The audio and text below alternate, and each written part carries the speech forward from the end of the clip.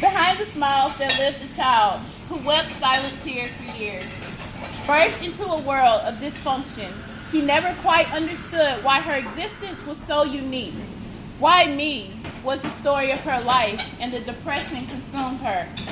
Darkness began to reside within, and her soul started to deteriorate, causing her to slowly but surely exist in a state of ashes.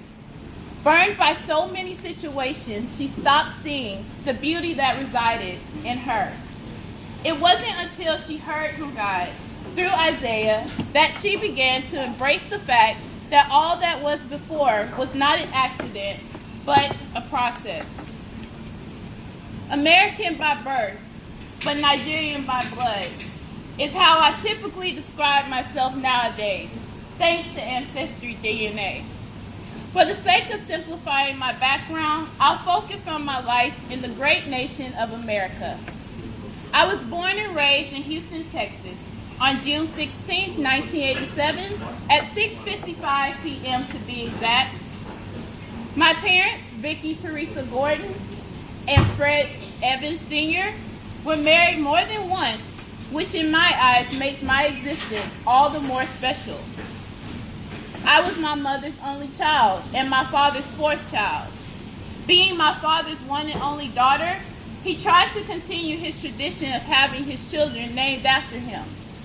My oldest brother, Enoch Frederick, whom I've never met, my second oldest brother, Fred, and my third brother, Freddie, were all unfortunately named after my father. So he attempted to name me Frederica. But thankfully, my mother was strong-willed enough to simply just say no. They considered Kimberly, but eventually Ashley, supposedly taken from Young and the Restless, earned the privilege of being my name.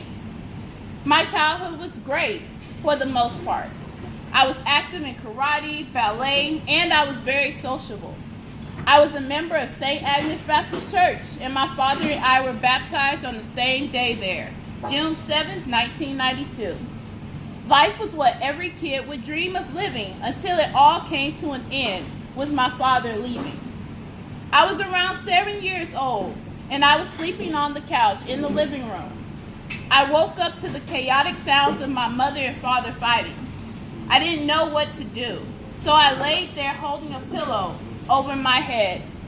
The arguing grew louder, and all of a sudden I saw my father burst through the doors of their room with my mother trailing behind him. My mother sat down and my father remained standing. He put his hand out and told me to come with him.